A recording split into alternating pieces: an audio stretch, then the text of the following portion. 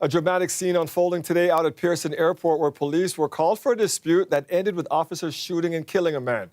Dale Manukduk is at the airport right now, and Dale, take us through what we know about what happened there. Yeah, Dwight, I'm outside of Terminal 1. I'm in the arrivals area. What unfolded today happened right above me in the departures drop-off area. It's still a very active scene up there with police forensics investigating the area. There's several evidence markers laid out. What we know is that just around 7 a.m. there was some sort of dispute between 2 to 3 people, and one of those people in that group called police about somebody in distress. Here's more from Peel Police Chief Nishan Duriapa. Shortly before 7 a.m. this morning, Peel Police received a call from a member of the public to assist in resolving a dispute at Terminal 1 departures level right at the curbside. Our officers that responded went to the aid of security that was already here. What our officers engaged in was a discussion with a group of individuals that were experiencing a dispute. Our officers spent an amount of time trying to resolve the dispute, an immense amount of de-escalation and engagement with the parties. However, abruptly, one of the individuals produced a firearm at our officers. And so at that point, Dwight, it was about 5 to 10 minutes during that de-escalation period that this gun was what they're calling produced. It wasn't pointed. There's some conflicting information whether or not it was pointed at police, but that's when officers discharged their firearms. 2 of the 3 responding officers discharged their firearms. That person was pronounced deceased on scene. It's a 30-year-old male. We don't have any more information about that person. Now, Chief Nishan Duriapa did say that the group is known to each other, the group of 2 to 3 people that were involved in this dispute, and that they were here at the airport for the purposes of traveling. It's unclear whether or not one or all of them were here for travel. Now, they are limited, Peel Police, in what they can talk about because the Special Investigations Unit has invoked its mandate. It investigates anytime somebody is seriously injured or killed in the presence of police. But the SIU was here to give an update about what they know so far. They are investigating upstairs. Have a listen.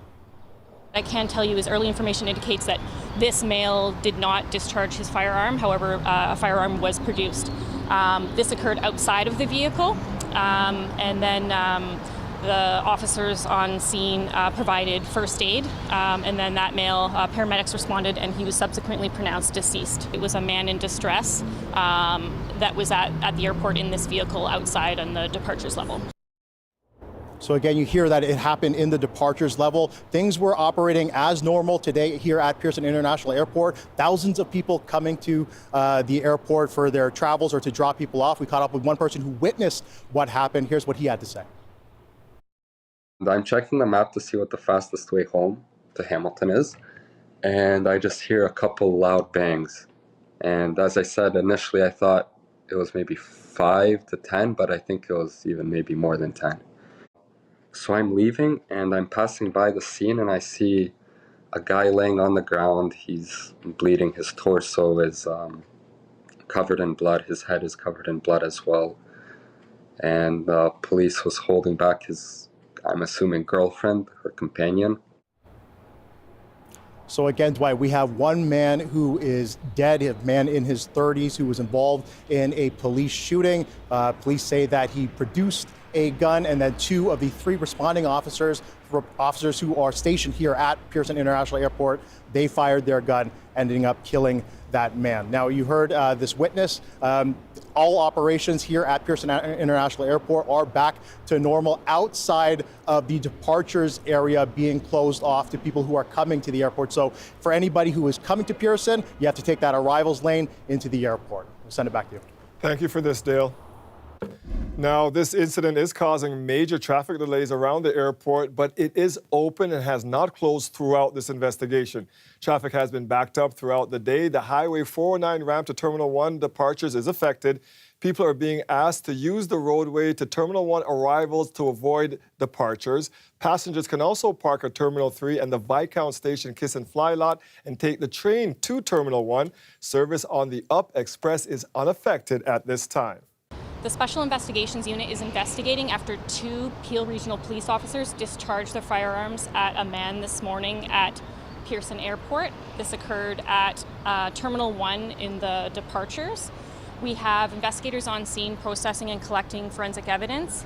What I can tell you is this man was pronounced deceased at the scene. That's contrary to earlier reports that he was pronounced at hospital. That's incorrect. He was pronounced deceased at the scene. And I know earlier there was a report of 3 discharged, but that's also inaccurate. It's 2 officers who discharged, but 3 officers who were present at the time. According to early information, it was at about just before 7 a.m. where there were officers at the airport who were made aware of a man in distress, and he was in a Jeep Cherokee parked outside the airport.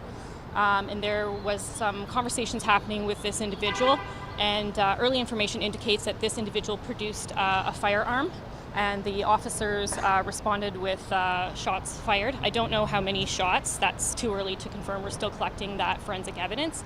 But what I can tell you is early information indicates that this male did not discharge his firearm. However, a firearm was produced. This occurred outside of the vehicle, and then the officers on scene provided first aid, and then that male, paramedics responded, and he was subsequently pronounced deceased. It's a bit too early to say kind of the exact circumstances that happened prior to the shots being fired. It was a short amount of time, and there were some conversations happening, and then in the course of that, the man is believed to have produced a firearm, and then subsequently the 2 police officers responded by shooting. As for the nature of the call and the nature of the man's behavior, could be considered possibly a little bit erratic, but I would say in mental distress. Maybe agitated, raising his voice a little bit, something like that, to that effect. Metalheads are flocking to downtown Toronto to catch the first of 2 Metallica concerts. It's the band's first concert in Toronto in nearly 8 years.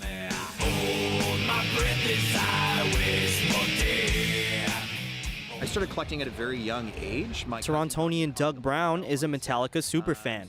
He's the owner of one of the biggest Metallica memorabilia collections in the world. He was even featured by the band in a YouTube video in 2017. Brown says the band has a special ability to connect fans. Metallica is this one core love. Like I've been to Atlantic City to see Metallica. Just, it's something to do beyond the music. Like when you're with a whole bunch of people that share something in common, no matter what the type of music it is, it does feel like a bit of a family. And I think that a band like this, these like massive legacy bands, they tend to draw that out of people. There's people from all over the world here tonight for these gigs, and I'm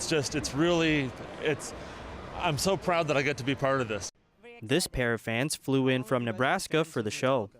I've been listening to Metallica since the early stuff in the early 80s. Been a big fan, but actually hadn't seen them until last summer in Chicago, and it was an incredible experience. So if you ever thought about seeing Metallica, highly recommend it. Definitely. I grew up with Metallica. I never really dreamed to go to any of the shows, and now I'm going to 3 shows already, so it's very exciting. That excitement also reaching the NHL playoffs as the Leafs took to the ice in Game 2 to the tune of the iconic Metallica song, Enter Sandman.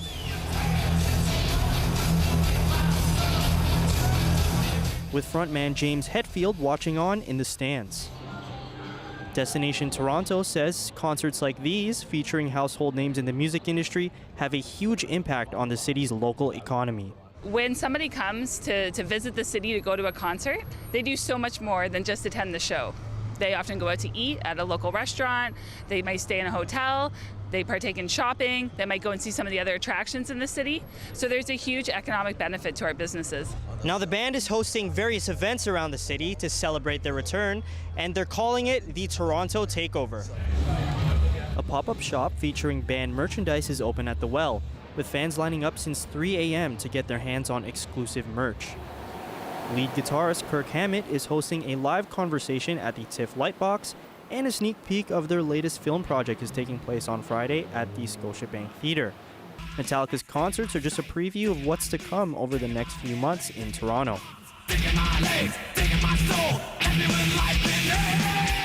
Ensuring a rocking summer for music fans here in the city. JP Gallardo, CBC News, Toronto.